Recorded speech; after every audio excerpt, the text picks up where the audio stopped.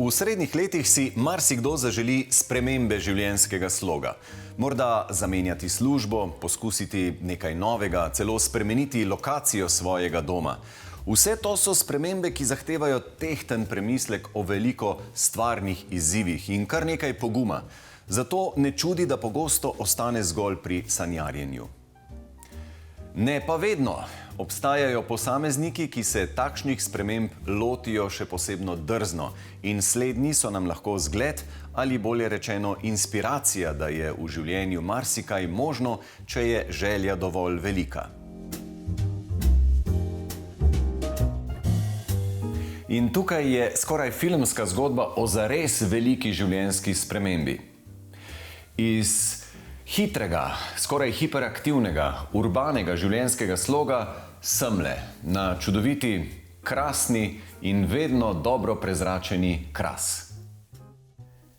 Metka Zver je želela delo v založništvu zamenjati za stružnico, novogradnjo v Ljubljani pa za staro kamnito kraško hišo. Potrebno je bilo le še prepričati moža. Štanjel. Jaz sem bila od nekdaj zaljubljena v njega, vedno se mi je zdel najlepše slovensko mestece in zato sem se odločila, da predlagam Tomažu, da to narediti. In ko sem prišla domov, sem ga pogledala, sem rekla, veš, kaj pa če mi da se prodava in se preseliva v Štanju, in sem mislila, da bo rekel, ma ja, seveda, ne. Ampak v resnici je rekel, jo pa dobro, pa pogledaj, če se kaj prodaja. Pa sem jaz v bistvu bolj presenečena kot on. In dejansko sem pogledala, videla, da v Glasniku je neka hiška. Potem se je pa začel splet na ključi, ki so me pripeljali do tega, da sem čez en teden že stala na tej terasi, srečala lastnika, ki je sosed, ga vprašala, kako je, in čez 2 tedna smo bili zmenjeni. In v kakšnem stanju je bila ta hiška, ko ste jo kupila? Na prvi pogled mene je očarala. Streha je bila zamenjena, zidovi so bili vegasti, od znotraj so bili stari ometi, stari podi. Jaz sem rekla, ma to malo prebelimo, pa bo, ne. No, potem smo prišli pa še enkrat pogledati, preden smo kupili s statikom, ki je rekel, ma ja, dobro, tlele ta hiša ima razslojen zid, ima v kleti razpoke, boste rešili.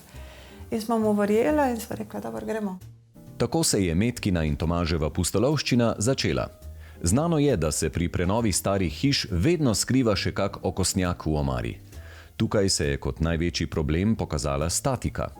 Zidovi so grajeni v 3 slojih in v nekem trenutku so izgubili stik med seboj in se začeli razslojevati. Hišo je bilo treba dobro prešpikati z železnimi palicami, da so utrdili zidove. Za rekonstrukcijo oziroma prenovo arhitekture sta najela Tomaževega službenega kolega, arhitekta Gorazda Mihelja. In tukaj zgodba spet postane zanimiva. Ko je Tomaž arhitektu razlagal, katero hišo sta kupila in kje se nahaja, je arhitekt ugotovil, da je to hiša, ki je nekoč pripadala njegovi rodbini. Pravzaprav je to bila hiša njegovega dedka, nonota po domače. To veliko naključje so vsi skupaj vzeli kot znamenje in tako se je Gorazd Mihel z veseljem lotil nove zasnove tlorisa, medtem ko se je Metka odločila, da bo interjer hiše in notranjo opremo zasnovala kar sama. Ja, in več kot odlično ste izpeljali tole prenovo. Metka, dajte nas prosim popeljati malo skozi prostore vaše hiše. Tukaj, kjer sediva, je centralni prostor, kuhinja. Zdelo se nam je pomembno, da približno ohraniva razporeditev prostorov, kot so nekdaj bili. Se pravi, ko stopiš skozi glavna vrata, stopiš tudi v srce hiše. Zato je ta kuhinjski del tukaj. Velika kuhinja z veliko mizo, z veliko prostora za goste, ker imava rada obiske in rada gostiva, tako da je dovolj prostora, da se dosti velika družba zbere pri nama. Hkrati je pa to tudi prostor, kjer moj mož, kadar je doma, ima v bistvu svojo pisarno, tako da smo poskrbeli tudi, ne vem, da ima svoj elektropriključek pod mizo skrit, tako da je to hkrati tudi delovni prostor. Hiše na Krasu so se od nekdaj gradile v nizih. Tudi njuna hiša je del niza, ki so ga sestavljale 3 hiše. Tukaj se je nekoč reklo pri Županovih. Očitno je gospod župan hišo v nekem trenutku razdelil na polovico med dva sinova. Tako imata zdaj Metka in Tomaž hišo in pol, druga polovica pa je od sosede. Od tod dva različna nivoja v zgornjem delu hiše, kjer imata svoj intimni dnevni prostor s kaminom, ki je odprt v spalnico. Za spalnico pa je najbolj intimen del, kopalnica, ki je trenutno ločena zgolj s predelno steno. Posteljno vzglavje je sestavljeno iz starih posteljnih vzglavij, ki sta jih našla v hiši. Metka ju je sama prenovila, tako kot čudovito kraško skrinjo z intarzijami, ki je vsa prašna čakala v nekem temnem kotu, da jo Metka reši in obudi v življenje. Zdaj pa pojdiva prosim še v spodnje prostore, kletne oziroma, kako ne rečem, Metkino pisarno. Kraševci tem prostorom rečejo hram. Se pravi, v tej spodnji etaži sem jaz uredila svoj studio, kjer predstavljam svoje izdelke. V bistvu so to neke sorte galerijski prostori. Hkrati pa je del prostora namenjen tudi trgovinici za druge lokalne ustvarjalce, ker sem hotela, da se predstavljajo tudi stvari, ki niso samo iz lesa, ampak da imajo tudi drugi rokodelci iz tega konca priložnost se predstaviti mimoidočim turistom. Ja, res v hiši mrgoli zanimivih detajlov. Prosim, če mi jih še malo naštejete.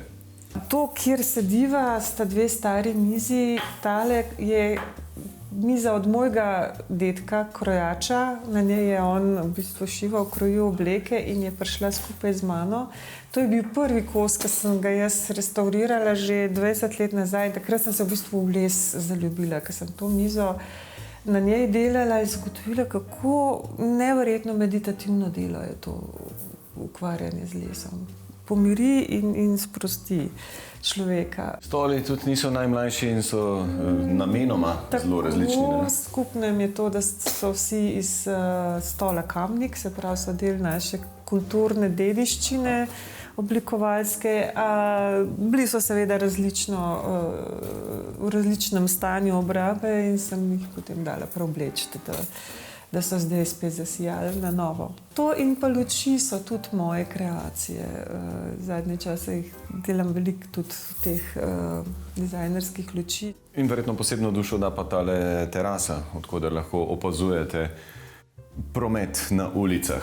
Res je, ja, na terasi najraje posedeva, sploh zdaj, ker je ratalo fino toplo, opazujeva mimoidoče, malo komentirava, včasih se počutiva, kot una stara dva gospoda v Mapačovu. Ljudje na Krasu so izjemno lepo naju sprejeli in se mi zdi, da to, kar so nama dali, je to, da se znaš ustaviti, da se znaš, ko srečaš nekoga, mu reči živjo, se pogovoriti, spiti kozarček z njim in potem iti naprej. Skratka, živijo nek drug tempo življenjski. In to sem res hvaležna, da sem prišla v tako okolje, kjer je to nekaj del naravnega bivanja.